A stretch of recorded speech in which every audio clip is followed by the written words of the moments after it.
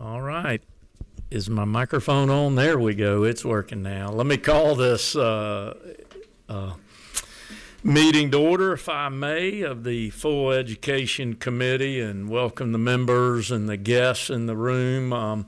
As we often like to do, my heroes in the room, the educators, raise your hand for a second.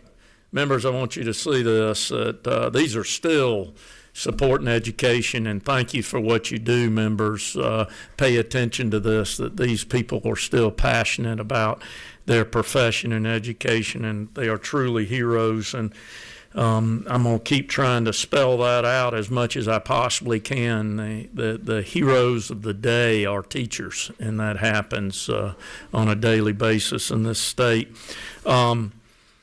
So let me welcome everybody and then ask to open this meeting. Representative Cox, do you mind, number 17, is that your number, saying open us with prayer? Okay, thanks. Let's pray. Almighty God, we thank you for today, and we thank you for the blessings you pour in our lives. We speak blessing over our minds and our heart and soul, and just ask that you help us to see the kids in this state, and that we will prepare legislation that will honor you and honor these families. We pray over Terry England and his family, that we just speak complete healing over him, and we just give you all this. And I pray in the name that changed my life, Jesus. Amen. Great. Thank you, Representative Cox. Let me, since this is our first meeting, members, without being a joint meeting, fully together here, let me introduce a few folks, if I can. We have 3 new members here, and as you probably know, that we saw them at the joint meeting, but I wanted to point them out and welcome them to our committee. Representative Lupton, so y'all welcome her, members. Glad to have you, Representative Lupton. And he gives me a hard time. I'm going to do a pretty good job with this. Representative Alalia. That's pretty close. That's pretty good. Let's welcome you. And Representative Donna Tucci, right there. Welcome to our committee. Glad to have you. I will tell you that getting education right in the state of Georgia is our mission, and it's something we absolutely can't fail at. So our mission, and probably, if not absolutely, the most important thing we do down here is to get this right in this state. So know this too, members and new members, that knowledge speaks, but wisdom listens. So today we're going to get the opportunity to do a lot of listening, I think. And hopefully the ones speaking have the knowledge and are going to be able to transfer that to you into your listening. I have asked us here to remain on our 3 goals that we have set as a priority for this committee, being safety number 1, literacy number 2, and only great policy number 3. We know there's got to be great policy that has to happen. I'll mention AI is something that we got to pay attention to also. But first, we've got to get the safety and security of our schools taken care of. Then we got to build that foundation for literacy for our students in this state, and no telling where the other core subjects will go when we can build that literacy foundation for these students. And with that, I think we're right in line with what the state school superintendent has set up and before you with those similar type goals at the top of his list. We have asked Superintendent Woods to come in to speak to us today and spend some time discussing his goals as he gets set up. What I've asked for is, just like we did last week, was a presentation to y'all and then to allow you to ask questions. Very impressed with the work. I also know that y'all know this, Mr. Superintendent, educating our youth is a team sport. here in the state of Georgia. And we appreciate the teamwork that I'm seeing from the DOE and getting this job done throughout the state, not only with local school systems, but with us down here in the General Assembly too. So if I can, Mr. Superintendent, if you would, why don't you come up here and have a seat right here? And then I don't know if you wanted Matt to come up there with you or not. Okay.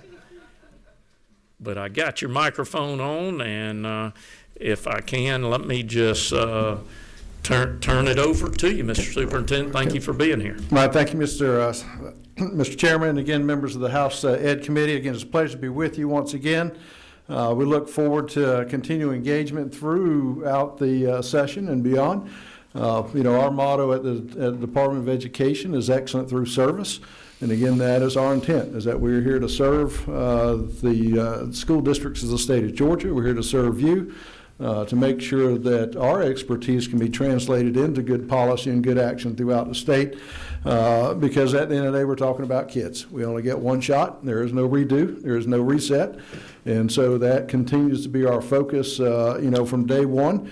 You'll see a packet, I think, that we have given each of you. So again, I will refer to that throughout, today's presentation. But just to give you a few things, and especially for some of our new members, this is our culture and climate book. And again, some of the things that you will see, this really describes who we are.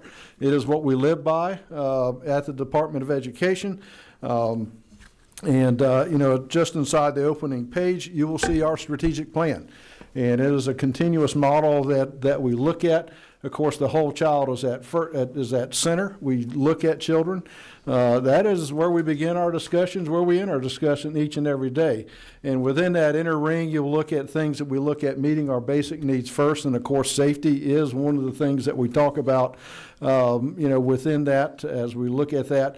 And again, that orange ring, basically those are the 5 or 6 areas, I think 5 areas we have that we believe actually have a major impact on serving and supporting our kids and achieving our mission, and that is to prepare all students for life. And so, I will not go into detail, with that. This hopefully is something that at your pleasure, if you have, comments, but it is that which we guide. And as you look at our legislative priorities this year, all of this can be directly tied to our strategic plan. It is on our initiative. So again, something that I think would be of value to you. The second sheet we look at, of course, this is our 2025 legislative priorities. As the chairman spoke, again, what is top priority? Safety is first. That is something we have lived by for many, many years now. When we look at that, of course, school safety involves more than just a hostile, intruder. But we talk about things, whether it's mental health, we're looking at physical safety, we look at dealing things like natural disasters, such as what we've had to deal with in the southern part of the state with the hurricane. So there is a whole variety of things we look at. Nutritional safety as well. Once again, we have shared this with you today or, previously, so this is not something hopefully that you are seeing for the first time. It's a little more in detail than what I will go over today. I'm just kind of picking some of the highlights in my last, piece of, paper that I've given you with that, and I'll kind of start with that. But this is where I'm going to kind of anchor my presentation today will be the funding and budgetary and legislative request as we look at our priorities moving forward. It does begin with a school safety coordinator within the DOE. Currently, this position is being funded through some of our ESSER funds and what we received during the COVID money, and it has paid dividends. This is one of the things we looked at with Barrow County and some of the issues within our whole child team led by Justin Hill. Mark Mumia is the individual that heads this up. But we believe in what we saw, especially in the fallout of Barrow County early this year. This is a position we need to have. That coordination level, whether it's between GMA, having a liaison between our schools, is extremely important.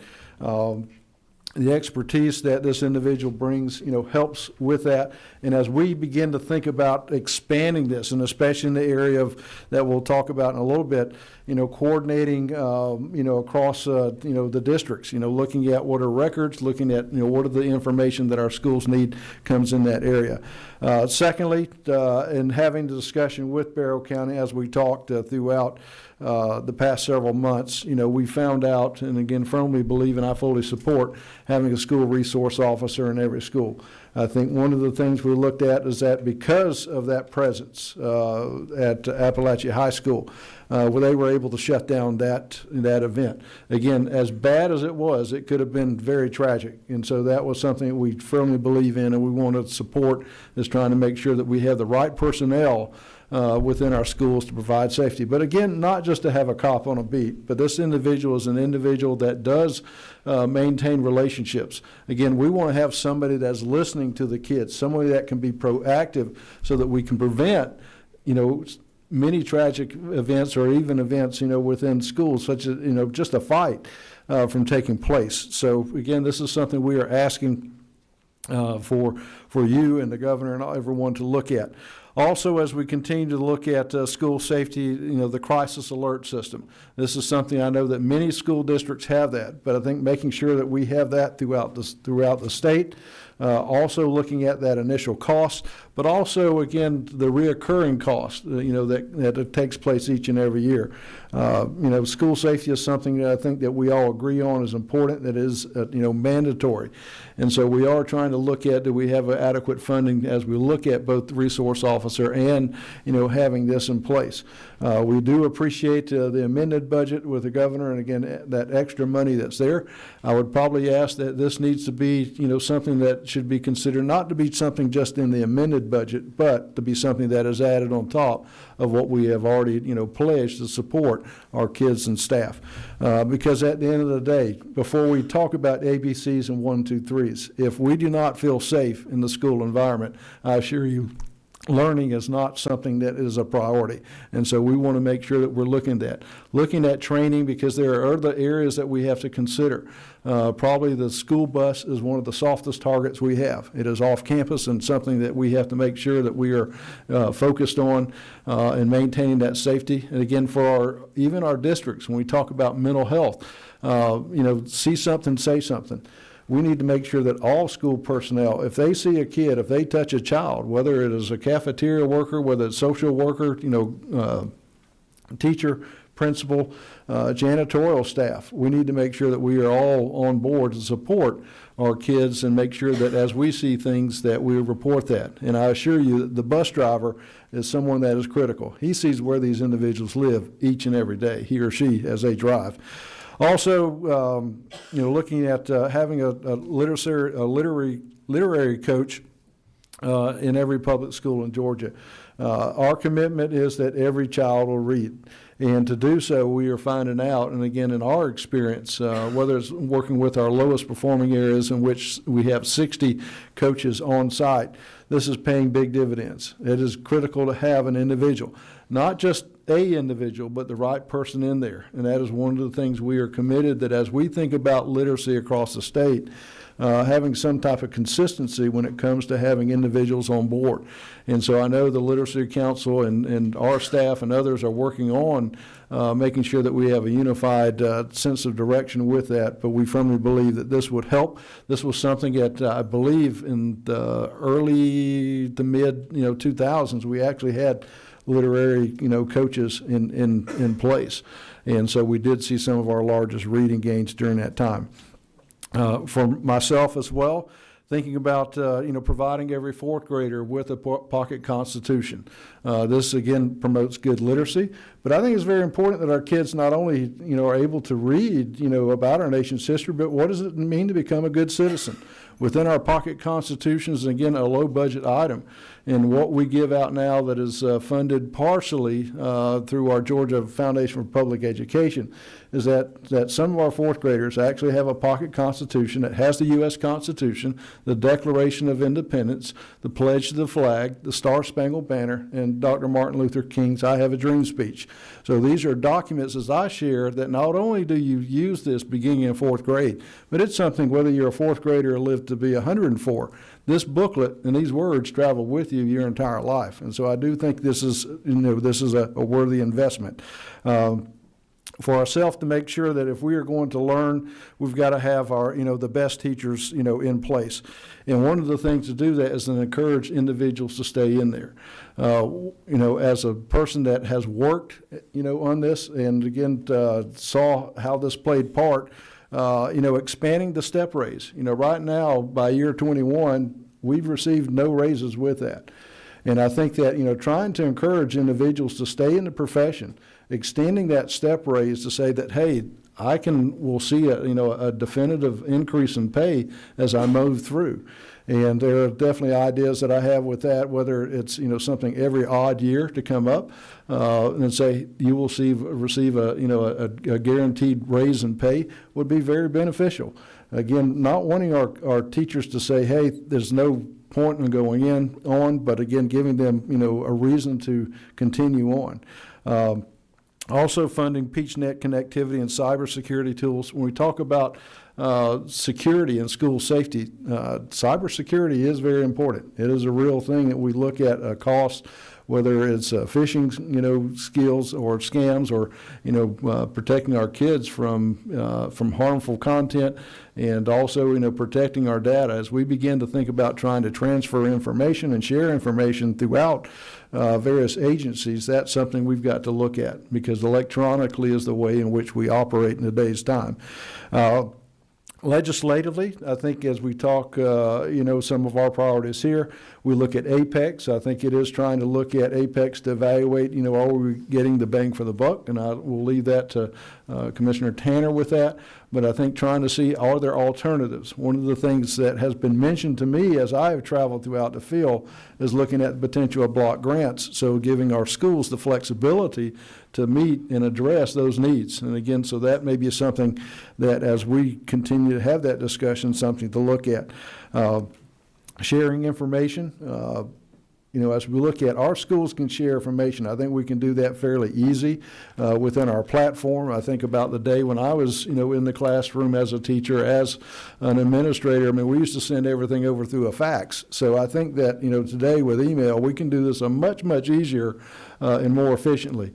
But again, it is making sure that we have a platform, whether it's DECAL or some of these other state agencies, DJJ, that we have to have them on board, having a red flag system in which they can reach out, and so that our districts know who is stepping into their school each and every day.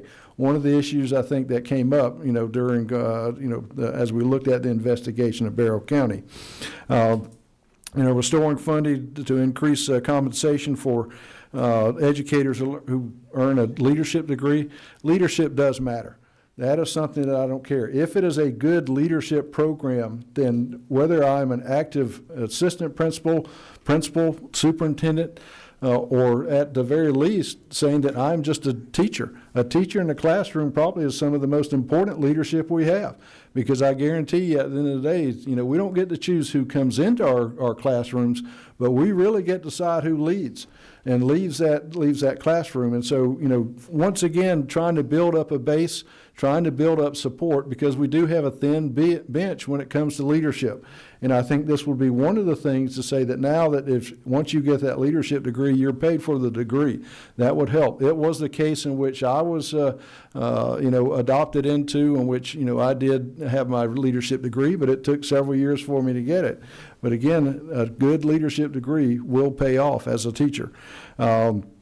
Securing a minimal number of personal days for teachers and classified staff from 3 to 5, and I think there is some legislation that is beginning to move with that, and we do definitely support that. And expanding, lastly, the return to work.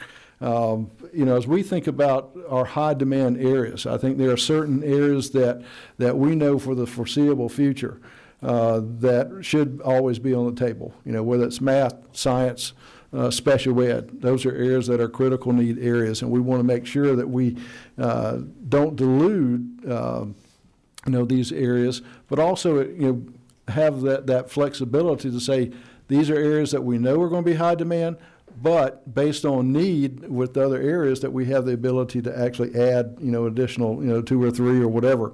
And again, I know there is potential legislation that will be dropped to do that, but that is again something we look at. And again, just to give you an idea, I will just kind of throw this out as well, that what has been shared with me and for your consideration is that right now, for many of our teachers, especially young teachers, we are having a hard time finding affordable housing.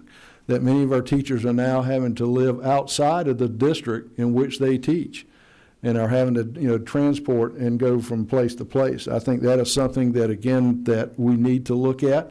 In conjunction with that, I've been personally approached by the U.S. military, and that is something that, once again, for our military men and women, trying to look at, is there affordable housing for them?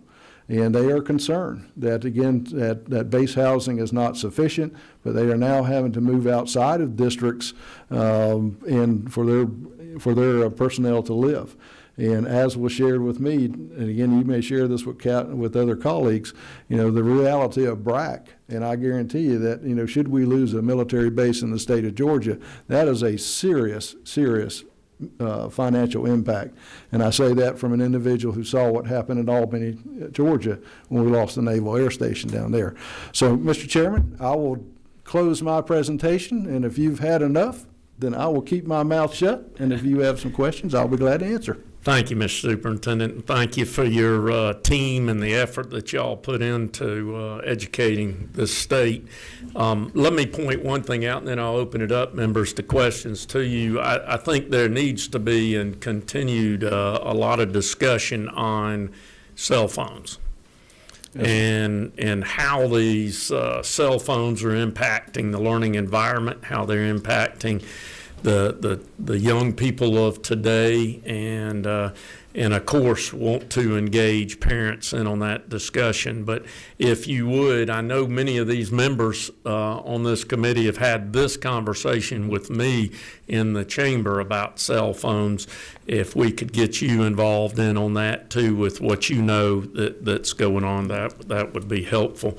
With that, sure. I'm going to try to let you take a few questions here, Mr. Superintendent. I'll go by the order by which I think they started out. Number 28, is that you, Representative? Thanks, Mr. Chair. Yes, sir.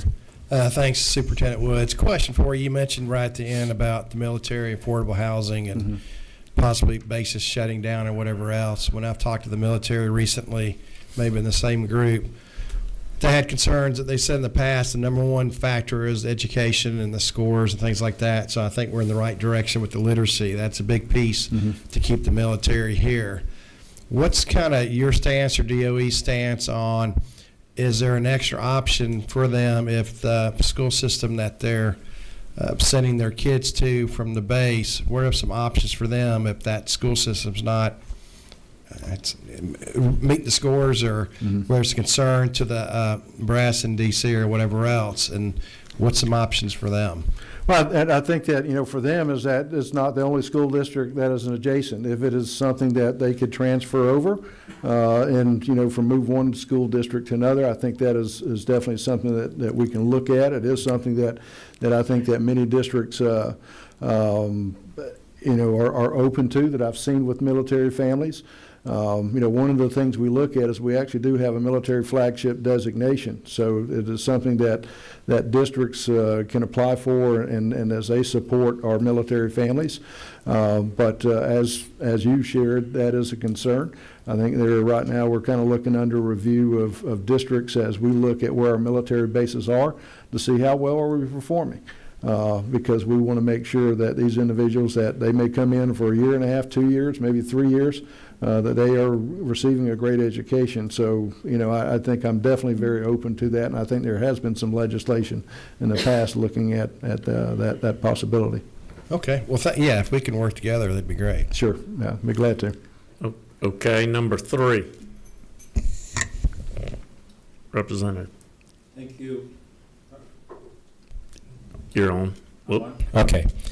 Thank you, Superintendent, for presenting the funding request and well-thought legislative request. I do have twofolds, just two quick questions. One is on fourth grade students with Pocket U.S. Constitution. I think it's great that we're providing them with resources to attain their civic duty. Sure. But I'm a digital kind of guy, and I know where most of these kids are going today. They're on devices, and I know a lot of our schools provide those devices. Wouldn't it help to kind of stay with kind of what they're used to get into this digital world and providing the resource through those facilities? I think that is a viable option as we look at that. I guess maybe perhaps I'm still a little bit old school. I think that having a physical book, and especially at a young age, is something that helps. But as we begin to look at that, is there something we can push out in conjunction with that? I think definitely we want to be good stewards of our tax-based money. So I would love to further have that discussion and see what is available and what we can make available to our students out there. Again, just because I'm not sure everybody at fourth grade, maybe they all have a smartphone. I don't know. Then what we're talking about, do they need a smartphone? I would probably say that as that discussion goes hand in hand. Again, Mr. Chairman, when it comes to cell phones, I don't believe that they should exist in school. That's just my personal preference. Or if it is, if we're talking about just trying to just maintain contact with students, a flip phone does a good job. But lastly, for myself, I think that we used to have just one phone in school, and I don't know, we seemed to, if mom and dad needed to get in touch with us, they were able to do so. But again, just trying to look at digitally, how do they, go? Because I know that's probably tablets and e-books, I guess, of that nature. So, sure. Just a quick follow-up question, Mr. Chair, if you don't mind. Yes, sir. Thank you. And I like the part that we continue to empower teachers, especially with funding increase to compensation for educators who earn a leadership degree. I mean, adding to their tools of skills, I think that's powerful. But do we see funding for, do the schools pay for these degrees, or? No, well, unless they have something that which maybe a local district may encourage and have some type of stipends, but this would be just like getting an additional add-on to a master's specialist that it comes out of pocket. Okay, I'm just thinking with the costs that the teachers have to face today and the salary challenge, this might be an area that we might want to look to. Yeah. Well, again, I think that if I'm going to invest my time, we're trying to encourage, individuals to pursue a degree. Yes. And if I get that degree, I want to be paid for it. Again, I go back to the point that if it is a true leadership degree, then it should enhance my ability to teach as a classroom teacher. And as we are looking at currently redoing our teacher evaluation system, that is one of the things we are really kind of focusing on. It's not trying to teach or put every teacher in the same box, but using that teacher leader, profile and saying, how do you, uplift those maybe new teachers with the experience of a veteran teacher? And I think leadership, plays a part. So, I think it's looking at investment, but, as we talk about, as I've shared, we do have a leadership shortage. Our bench is really, really thin. And especially as you can see the number of superintendents that have retired over the past few years, and our leadership churn even within the assistant principals, the principals is problematic. Great. Thank you. Thanks. And let me give the gold star to that representative for asking for the second question. Guys, I see a Christmas tree lit up right here, and for us to get there, we've got to work together to get your most important question out. I'm going to again go in order by which I think I saw number 23. Thank you, Mr. Chairman. Thank you, Mr. Superintendent.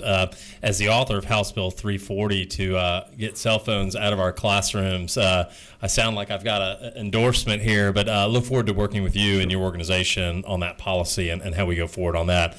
The question being, and two, if I may, and I'll give you a buffet style. Number one, I live in Gwinnett. We've had two superintendents in the last 4 years, some pretty significant upheaval that's impacted students, both learning and financially with some of the buyouts. Any policy ideas or suggestions there, how to stem that tide of turnover at a superintendent level? And then secondarily, we've heard a lot of conversation at a federal level about the elimination of the Department of Education. Are you prepared, or any thoughts on that if and when that does happen? Well, I think the first question, of course, many of that is local, a local decision.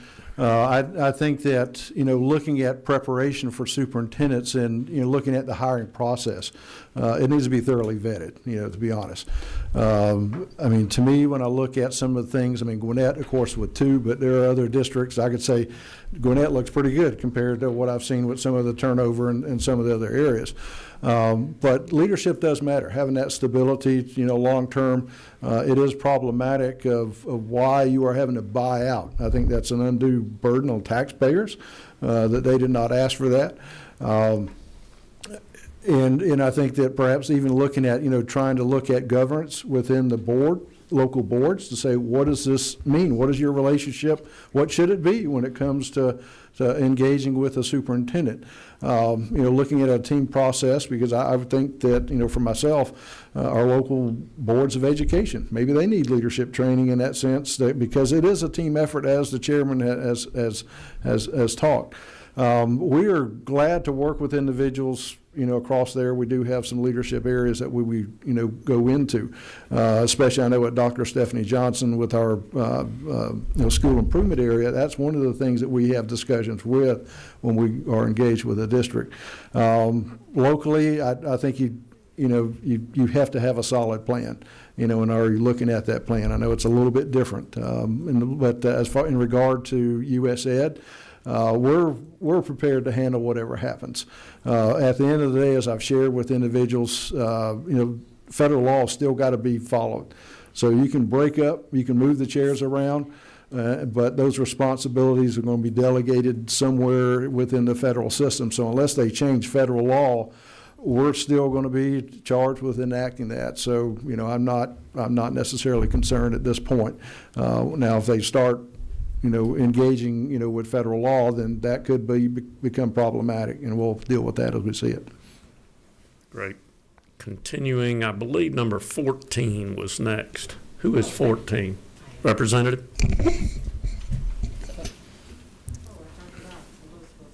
Gotcha. Okay, thank you, Chairman. Thank you, Mr. Superintendent, for your presentation. Thank you for the work that you're doing. So, but a couple questions, two in particular. On safety, I really appreciate all the work that Chairman's doing, the state is trying to do with safety.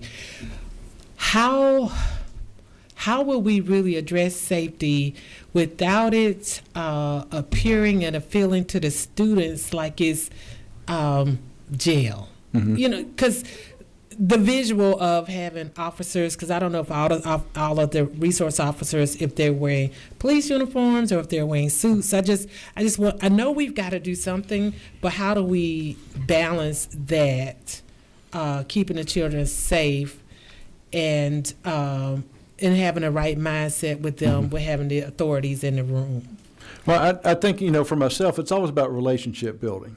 And I think, as we look at our school resource officer training, that is one of the things that they preach, first and foremost, is that we're not here to be, the heavy hand. But it is trying to say, how do you engage with students?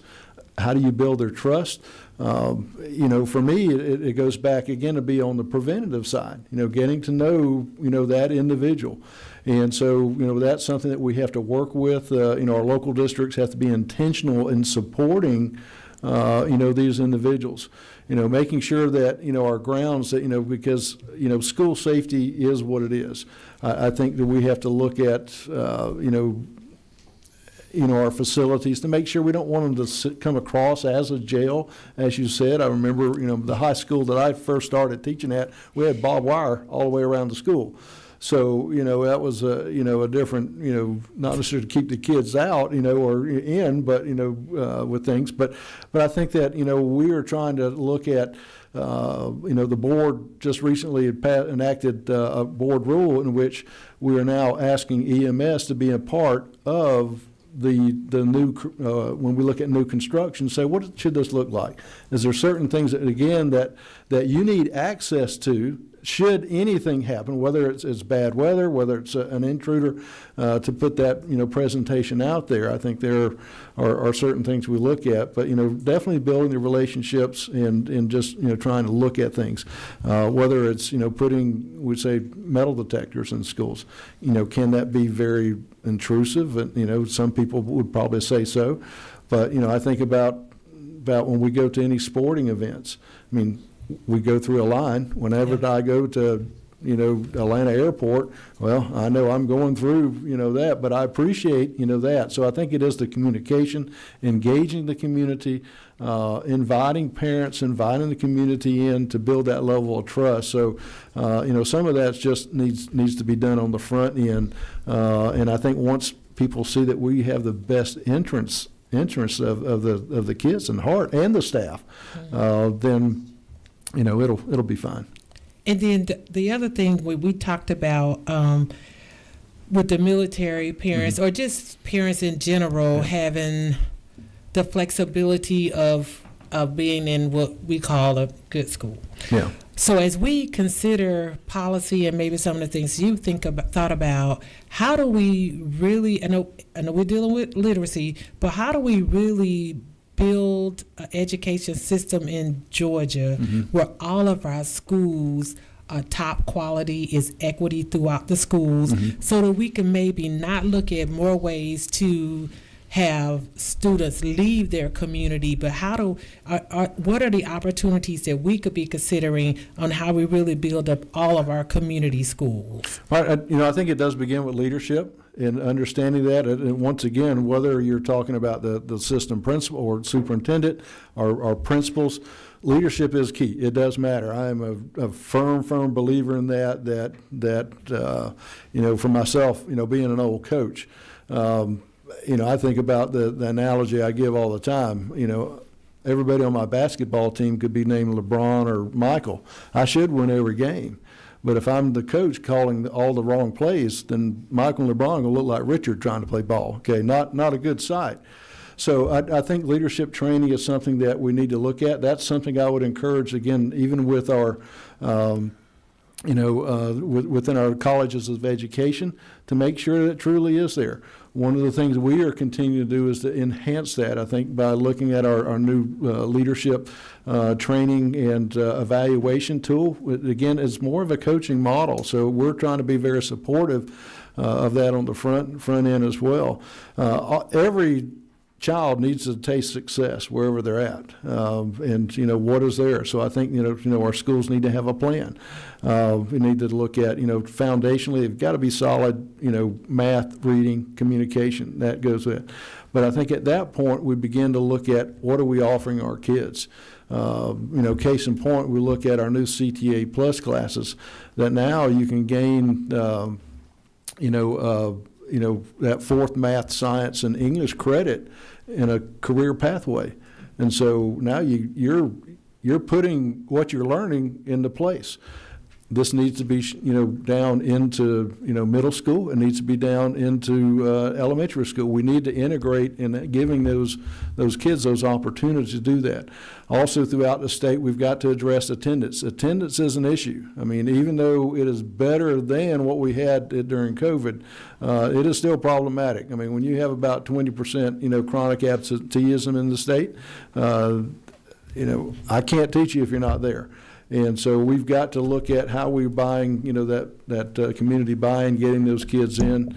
COVID did us no favors in that area.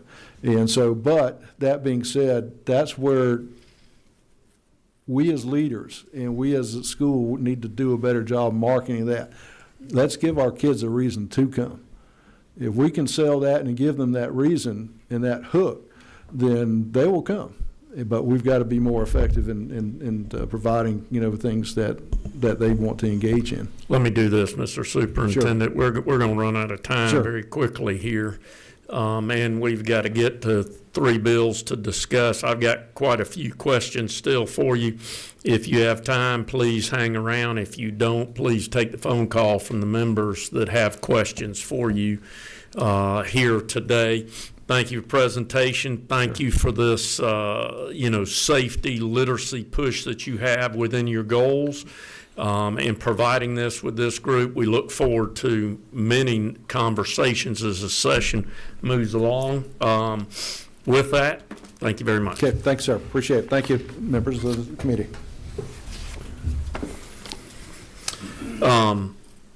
Let's see. Let's look on our agenda and we'll go by it first. 105, HB 105, Mr. Wade, or Representative Wade, would you come down to the front?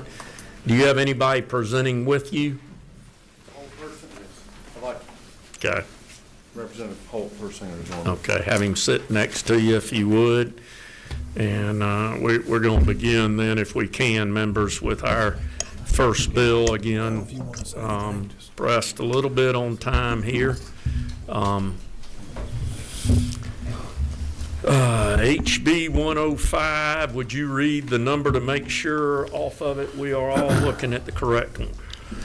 Yes, sir, Mr. Chairman, committee members, good to be here with you. It's LC 481370-EC, House Bill 105. This is a governor's initiative out of the governor's office to address, I think, something that we all deem important, and that is to recognize the risk and sacrifice that many of our public service professionals provide, including public school teachers.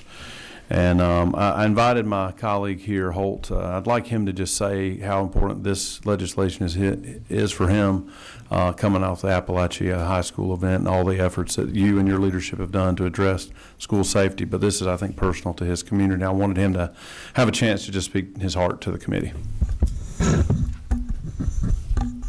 Thank you, Representative Wade. Chairman, members of the committee, I did want to take a second and just point out how important this is to, in case you have an incident like this. I mean, you've got a family now that has 2 small children and half the income it had the day before.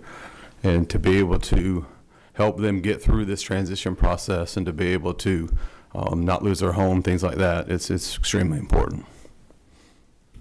Thank you.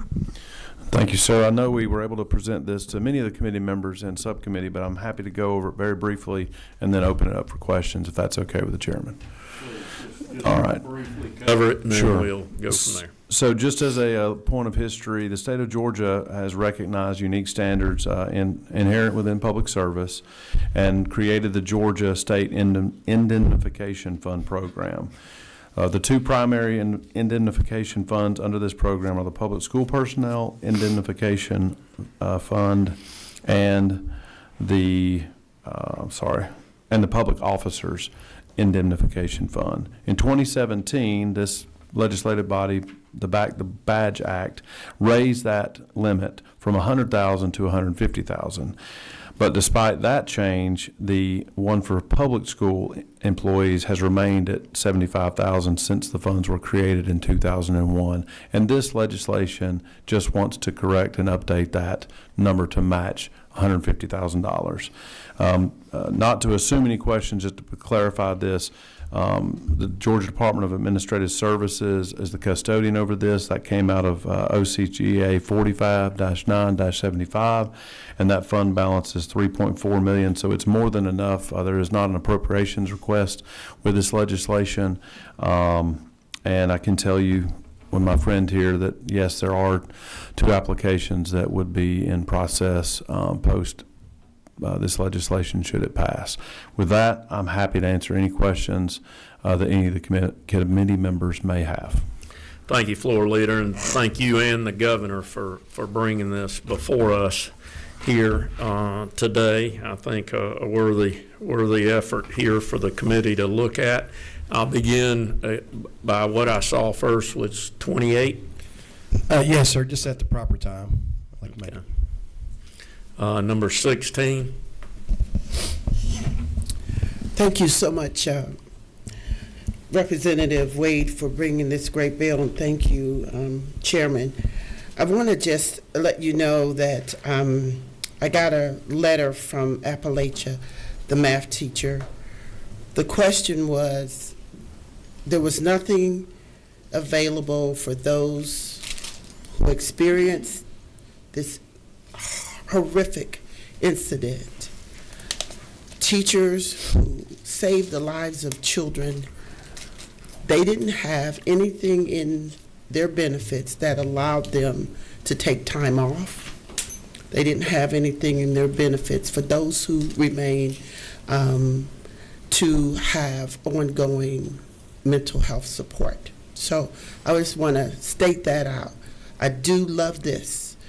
This is important to go back to those same teachers and public school officials to say we care. In line 4, where it goes and it says in certain public school personnel in the event of death, is there not a place for us to add or disability, because we do have a section from line 8 to 15 that talks about disability? So should it be in line 4 where we include that, because that's kind of the summary of the indemnification award? Mr. Chairman, I'm going to bring up our friends from DOAS to answer the second part of her question. I do want to at least acknowledge this. I can't speak to the constituents' email on what information they knew or did not know that was made available to those folks. I know this gentleman knows of what GMA and many other superintendents and school systems and the amount of folks that descended on that school and that community to provide assistance, assurance, mental health, counselors, and those kind of things.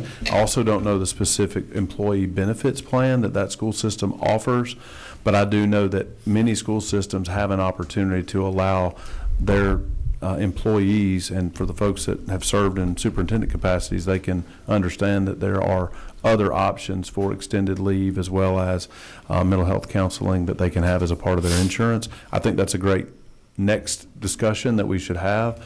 It's not necessarily exactly within this policy position, but I do appreciate you bringing that to the point. And then I'd like our friends that can give you the exact answer to the question on disability. Thank you. Let me point out, and I will ask Legislative Council, those first 5 are a summary. They're not in code. Is that correct? Yes. Let me cut you on there. Title language, so we would not make a change to anything in the title language unless we were making a corresponding change to something in the code. Okay. Good afternoon. My name is Autumn Cole. I'm the General Counsel at the Georgia Department of Administrative Services. I just wanted to point out just a few lines below. If you look to, I believe, let's see, line 12, it does discuss, there is a current disability benefit in the indemnification program. It does relate specifically to the case of permanent disability. And so the situation, unfortunately, that you are speaking of, I do not believe would be eligible, but the program does acknowledge that if an individual were to be permanently disabled in the line of duty in their public school service, then this fund does provide a benefit for that at $75,000. Thank you. And then I think just wanted to clarify that just because the word disability is not mentioned on line 4 does not somehow negate it from the actual code statute, right? Okay, thank you. Thank you, Mr. Chairman. Number 23. Thank you, Mr. Chairman. Thank you, Leader Wade, for bringing this bill. Excellent. I wish I could make it a lot higher than what you're giving. Putting my banker hat on, just out of curiosity, we're not touching this number, but the 6%. Do you have any history or background as to why it's 6 and not whatever today's prevailing rate is? I do not know. I think that's one of those things. It was set in 2001, and if you look at the interest rates 6%. over that period of time, it's been up and down, well above and well below that. And so probably on the average, that's probably a decent number. And I'll definitely relay that question to the governor's team if they haven't heard it already. Thank you. Thank you. Okay, seeing no more questions, Representative, Motion to approve. do I have a second? And we have a second. I see no other discussion, so at this time, let's vote. We'll call the vote. All in favor of passing House Bill 105, say aye. Aye. All opposed, like sign. It carries. Thank you. Thank you, Move Chairman. that Thank on. you, committee members. No, Thank thanks, you. brother. Good bills. Thank you. The next bill we'll call up is Representative Gamble is not in the, yes, he is in the room. I do see him. Floor Leader Gamble.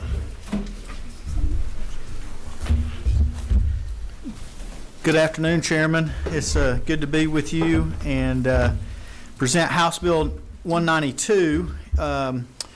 We already Read your number to us, if you would, please, to be sure we're working, Representative. Again. I'm working off LC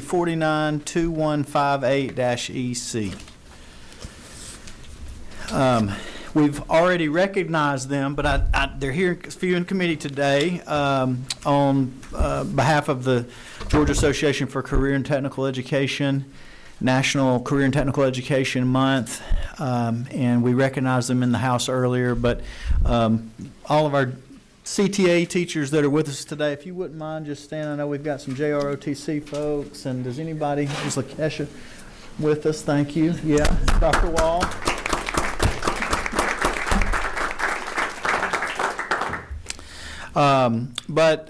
We were in subcommittee last week on this bill, and this is a part of the governor's Top State for Talent initiative.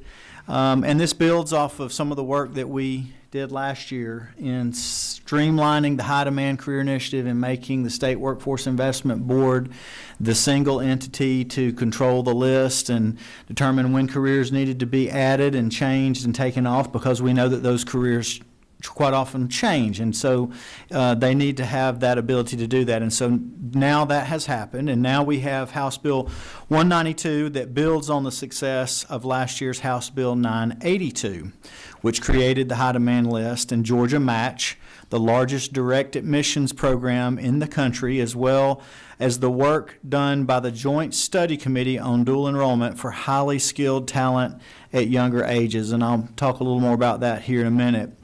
To do this bill will reference the high demand career list in additional portions of code. It updates the previously passed Bridge bill, which just very simple, and I know we have a lot of acronyms in education, but Bridge stands for Building Resourceful Individuals for Georgia's Economy, and the Connect Acts, and continue to align workforce-related code sections and incorporate all agencies that are performing this important work.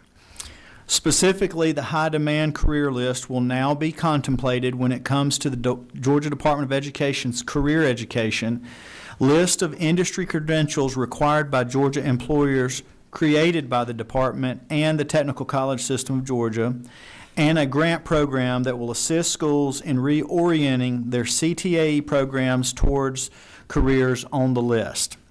I also want to mention that it supplements, it doesn't take away from anything that's currently being done, okay? So this adds to it and provides additional funding if they align their pathways to the high demand careers, but it doesn't take their funds away if they're already doing something else that may not be aligned. But certainly the concept behind it is that if they do choose to align, that there's an incentive to do it, and we wanted to provide this incentive.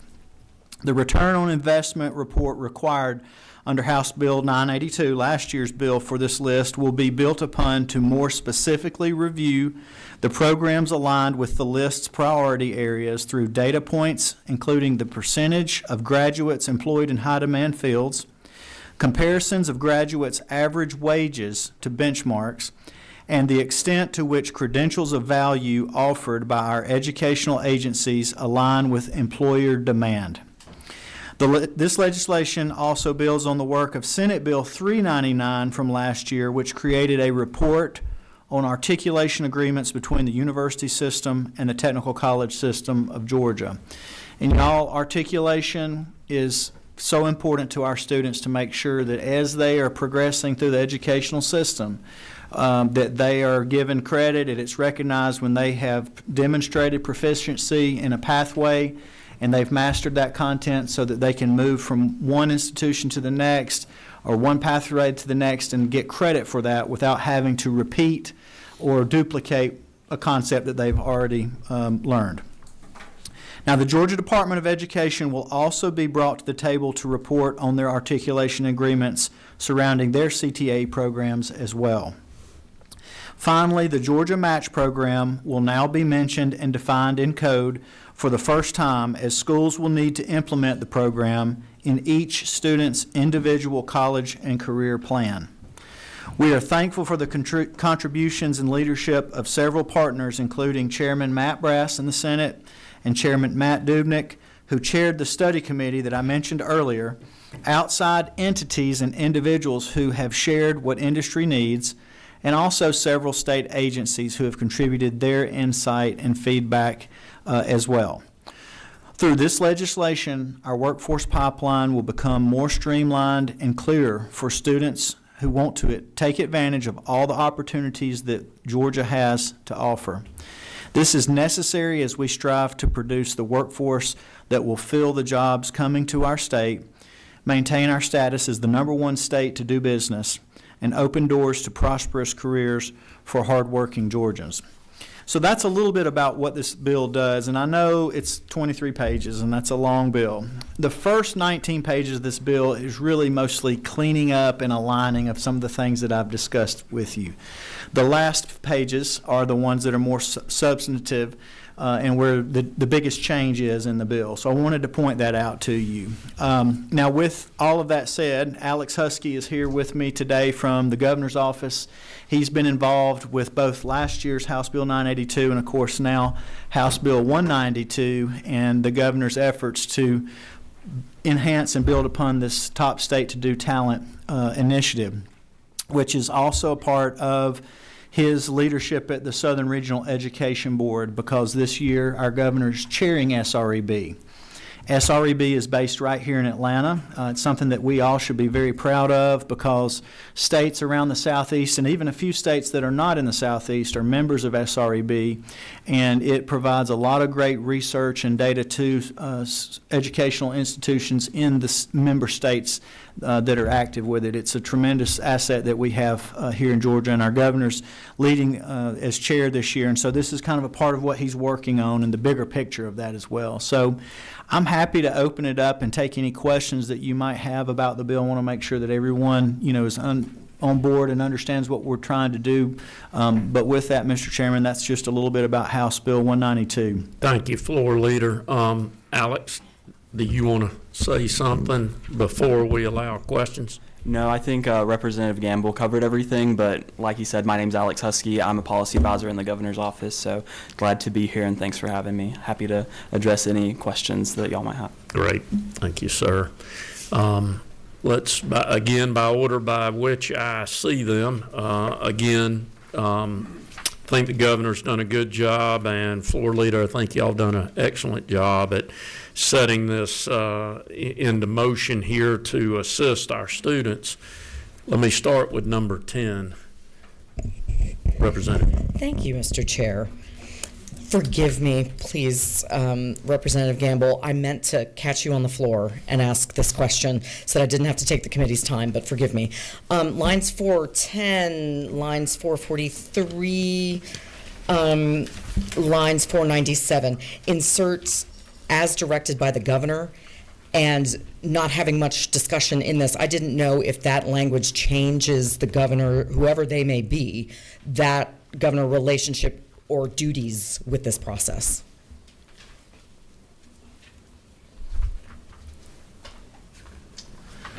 Well, it would be the governor at the time, so whomever it might be. Right, yeah. I didn't know if this was adding a new responsibility that the governor did not have before. No, I wouldn't okay. say so. Just a question. I noticed it wasn't in the previous and had been changed too, so that was my question. Thank you. Okay, thank you. Representative number 14. Thank you. Thank you for this bill. My question is, as we are building this out, is there a process to ensure that we have the capacity in all throughout the state to be able to provide the access to the students? So is there a pathway for that, and how do we, Yeah, so happy to address that. In the bill, it considers a grant program that will help CTAE programs, individual schools, as they need to buy equipment or other tools to realign their CTAE programs towards the high demand career list, so we can give opportunities to students all across the state in these different fields.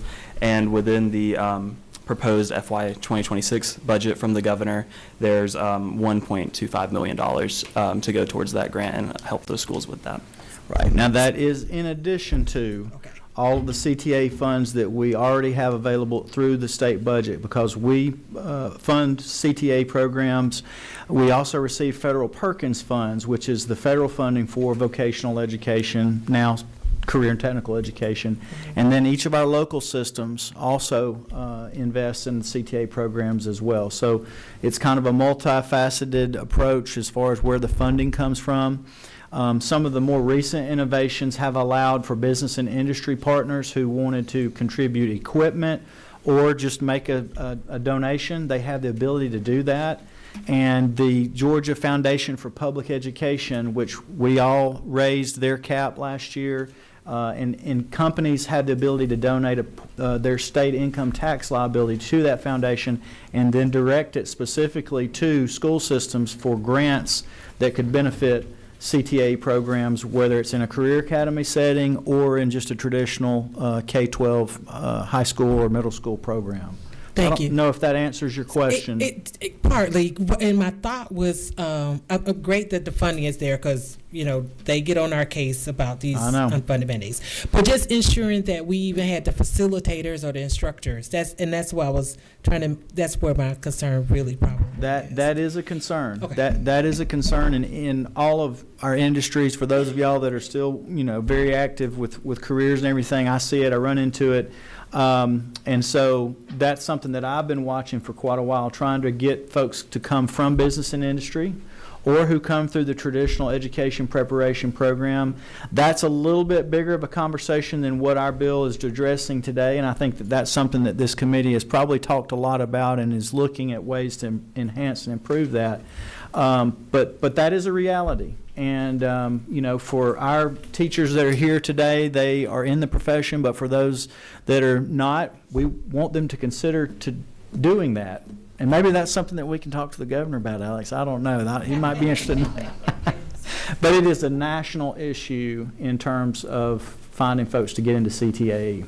As a matter of fact, the number one area for non-traditional certification in the state of Georgia is CTAE, because we have such a large number of folks that come from industry and decide they want to go into the classroom, and we want to encourage that. So that's with PSC, and I don't know if Dr. Barrow's here today, but I know he was here in the subcommittee meeting last week when we talked about that, and he could attest to the fact that that's the largest section of the non-traditional certified teachers that we have is coming into CTAE.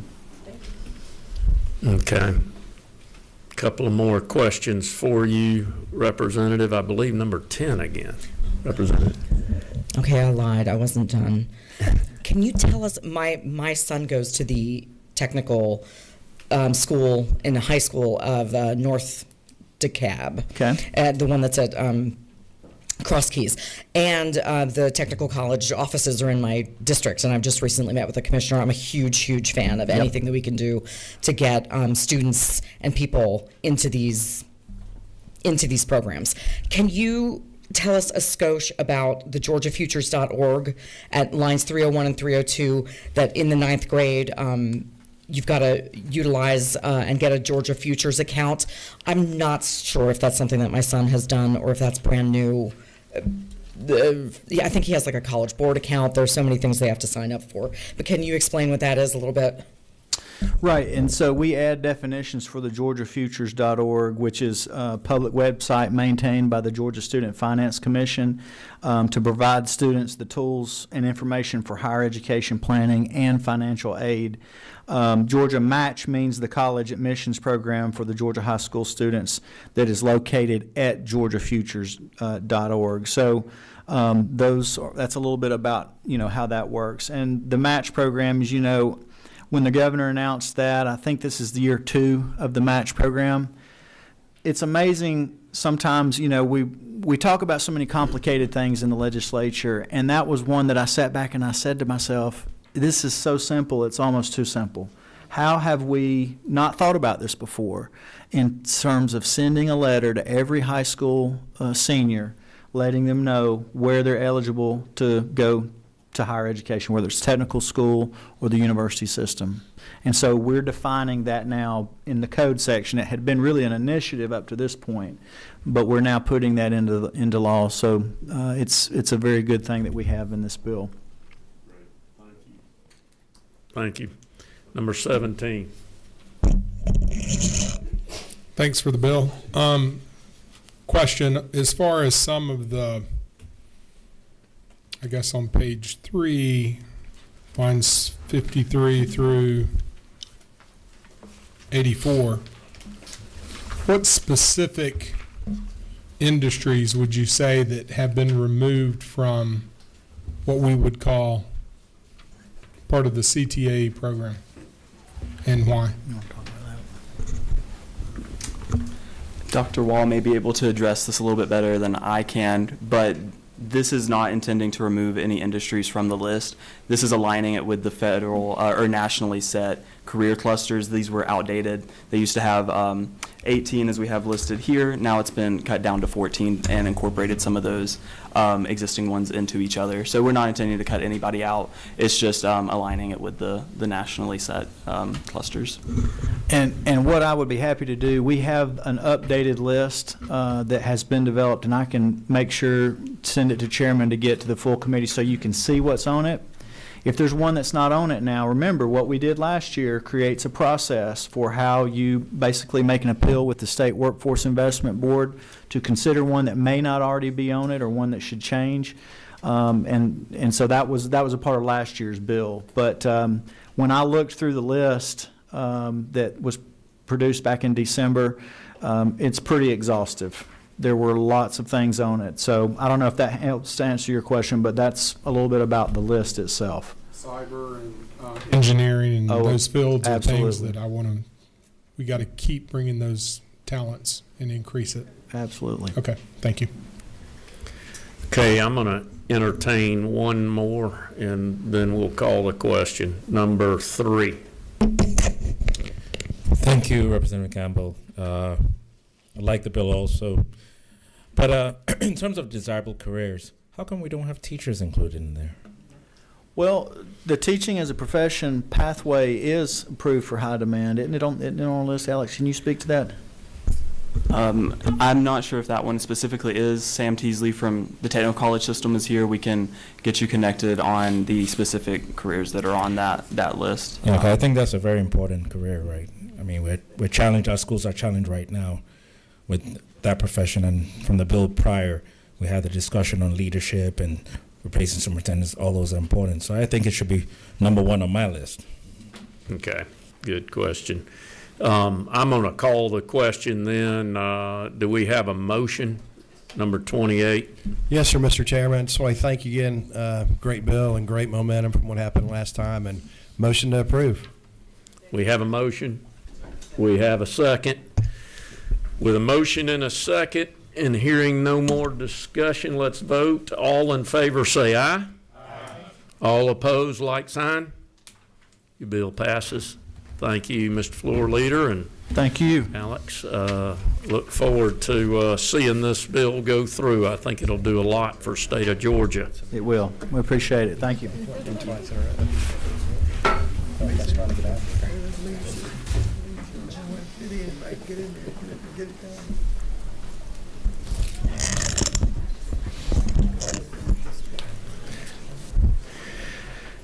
Okay, let's take a breath here and look at our last one from our own Representative Ballard, HB 81. Representative Ballard, if you'll come down there to the table. If you'll read your number to us that is on your bill there, and then we'll discuss it and turn the floor over to you. Okay, thank you, Mr. Chairman. I have HB 81 and I've got LC 610036. Yes, ma'am. Okay. This is an initiative developed by the Council of State Governments in collaboration with the Department of Defense and the National Association of School Psychologists. And what this bill does will enter Georgia into the Interstate Compact of School Psychologists. It's going to reduce barriers to certification for school psychologists from the member states, and it will ensure that only qualified professionals are authorized in Georgia schools to provide these services. That's what the bill does. If y'all have got any questions, I'll be happy to entertain them. If I can, let me ask a question. When you say open this compact up to interstate, describe interstate to me, that compact. What's an interstate? Is it multiple states? Multiple Obviously. states. And Which if you're, ones are they? Right now, West Virginia and Colorado, this is a very new compact. Nebraska and New Jersey have it in front of their legislatures this year. Okay. All right, so Georgia would be combining with two new states for this compact, would be the third in it, and we think two more are Yes. coming in. Yes. Okay, thank you. Number 16. When the time is available, I'd like to do a do pass. Say that again. When the time is right, I'd like to make a do pass. Okay. I think the time is right with everybody from what I can see looking down at this end, Representative, so. So make a motion that this bill do pass. Second. And we have a second, so we have a motion and a second, members. Hearing no other discussion, let's vote on your bill here. Representative Ballard, all in favor say aye. Aye. All opposed, like sign. Your bill passes. Thank you, Mr. Get Chairman. it ready. Thank you, members of the committee. Thank you. Before we get up and leave and I adjourn, let me state something to the members. Thank you. Very good kickoff today, getting some good policy done as our speaker talks to us quite a bit about the importance of what we do. Know that I am seeing a very active year in education from all members, and I'm trying hard to keep everybody focused on our first two goals, and that is safety and literacy. As you talk to other members, that will garnish a lot of attention from me. In other words, what I'm saying to you is we can get in our own way. Meaning that we can drop too much, we can talk about things that aren't really going to change goal number 1 or 2 for our students.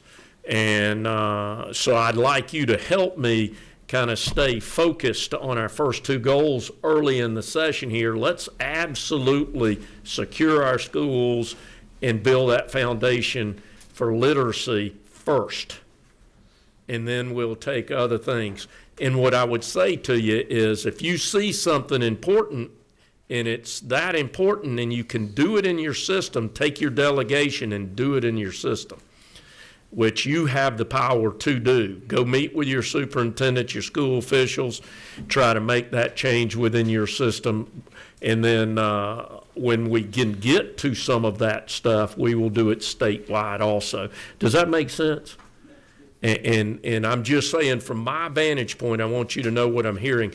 It's not so much coming from you because I think y'all done a very good job of paying attention to safety and literacy, but there's a lot of other out there in our chamber that are looking at some other things that I think could be handled within their own systems if they wanted to handle it. So thank you, appreciate your efforts. Know that we're probably going to call some meetings that aren't on our regular time over the next couple of weeks. And the reason being, we've got safety to deal with. And we've got a lot of conversations to have on that. We've got literacy bills out there that we've got to deal with. I don't know if we can get to them all just by meeting one day a week is what I get to. And I sure don't want to have a 6-hour meeting if we can help from having that. I think that's detrimental. So know that we could be calling a meeting in the morning later in the week and trying to get some things done. I also want to finish by pointing out subcommittees for the new members. We had a tendency last year to not show up at some of the subcommittees as a quorum. And the chairman and woman had to then call and try to get us to come to these subcommittee meetings to get a quorum. we need to make sure that we are getting a lot of this accomplished in subcommittee so that we can work through full committee. And that's why we have it the way we have it and are tiering it. So know that we will have subcommittee again this Thursday. And these two right here did an excellent job, and y'all did an excellent job of coming in this past week and kicking us off so that we could get to these three bills that we have right here. So thank you for what you do. Look forward to seeing you in the chamber tomorrow morning. With that, we'll adjourn.